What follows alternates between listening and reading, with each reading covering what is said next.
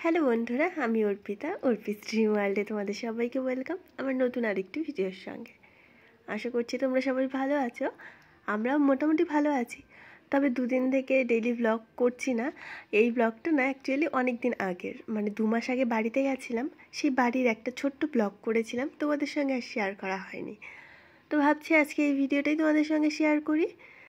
এটা হচ্ছে আমার বাবার বাড়ি। এবার বাড়িতে গিয়ে মোটামুটি অনেক দিন বাড়িতে ছিলাম, যেহেতু উইন্টার ভ্যাকেশনে গিয়েছিলাম, তো ওই জন্য বাবার অনেক দিন আগেই আমি চলে গেছিলাম, কিন্তু আমার বাড়িতে আসা হয়নি। শ্বশুর বাড়িতে অনেক দিন থাকা হয়েছে।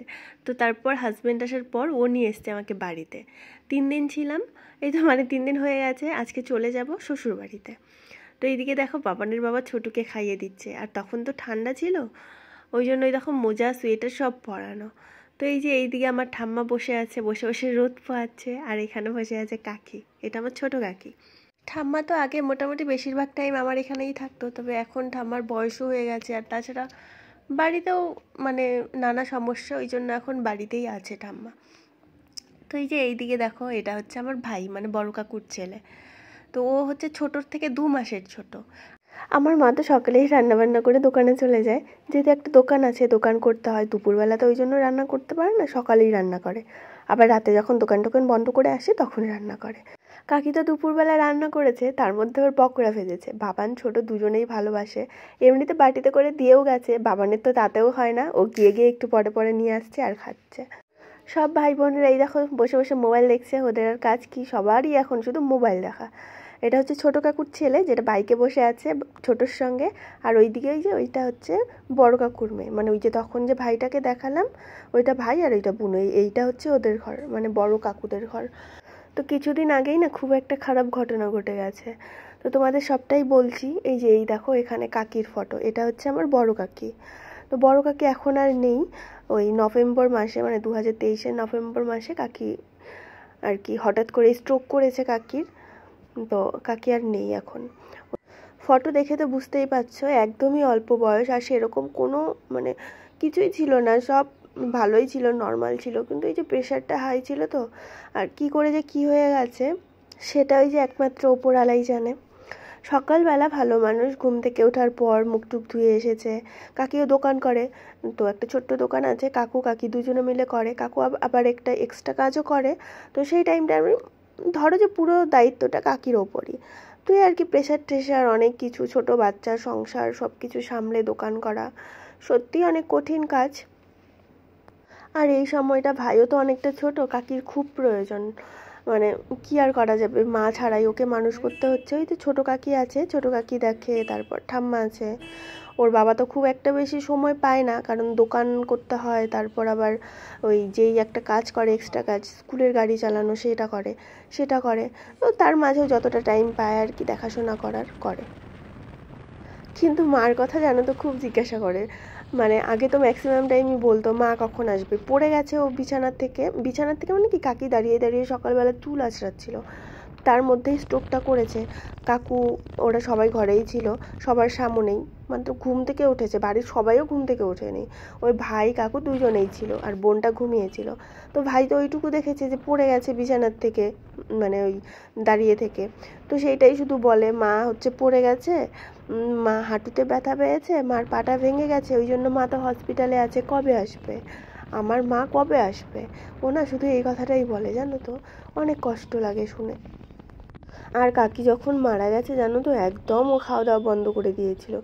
বন্ধ মানে কাকে বলে, মোটামুটি 10-15 দিন একদম কিচ্ছু খায়নি। ওরকমভাবে যে কিভাবে ছিল ওই জানে, একদম খায়নি।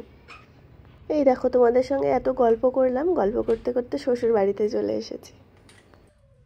তো পৌঁছে গেলাম, 5টা বাজে, এখন একটু ফ্রেশ ট্রেশ হবো। বাবা এই যে মোবাইল নিয়ে বসে পড়েছে এইখানে। হ্যাঁ কি বাবা,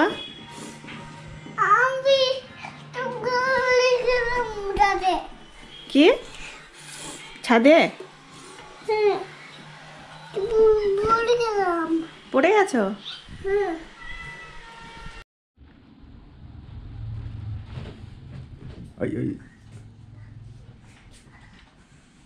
নেংটু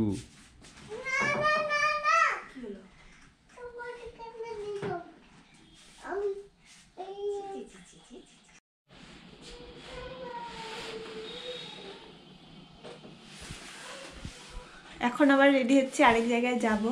বাবান ঘুমিয়ে আছে, ওই জন্যই যাচ্ছি। বাবান ঘুমিয়ে পড়েছে, ও তো এখন উঠবে না, শুধু ছোটুকে নিয়ে যাবো ওর বন্ধুর বাড়িতে।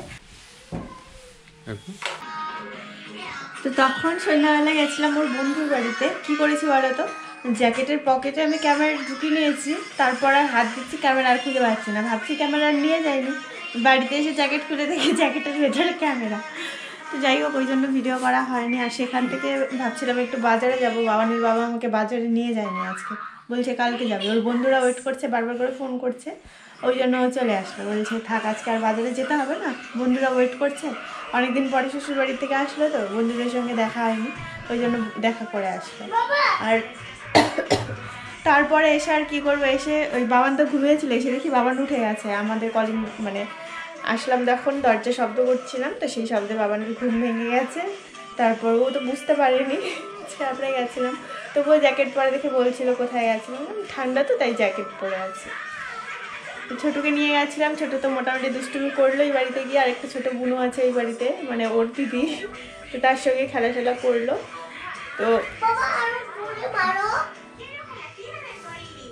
আর সেখান থেকে আসার পরে একটু রেস্টও করছিলাম। তার মধ্যে আবার এসেছিলো আমার মাস্তুতো দাদা, এখানেই আমার মাসি বাড়ি, তো মাস্তুতো দাদা এসেছিলো, দাদার সঙ্গে কিছুক্ষণ গল্প করলাম। তারপর চাটা বানিয়ে দিলাম, খাওয়া দাওয়া করে দাদা চলে গেল। দাদাদের বাড়ির ওখানে প্রোগ্রাম আছে, বলছিল যাওয়ার জন্য। আর এমনিতেই যে টায়ার্ড, তার মধ্যে ঠান্ডার মধ্যে আমি ওই প্রোগ্রামে যেতে একদমই ইচ্ছা করে না। তার মধ্যে আছে আরও বাবান ছোটো, ওরা দুজনে না থাকলে তাও আমি বাবানের বাবা আমি চেষ্টা করতাম যাওয়ার। দাদা গেল, তারপরে এই খাওয়া দাওয়া করে আসলাম। এখন হচ্ছে ছোটোকে খাওয়াবো, খাইয়ে দিয়ে শুয়ে পড়বো। খুবই টায়ার্ড লাগছে, একদমই ভালো লাগছে না, মনে হচ্ছে যেন এখনই শুয়ে পড়বো। ঘুমাইনি দুপুরবেলা, ওই খুবই ঘুম পাচ্ছে। এই যে এইটা নাও।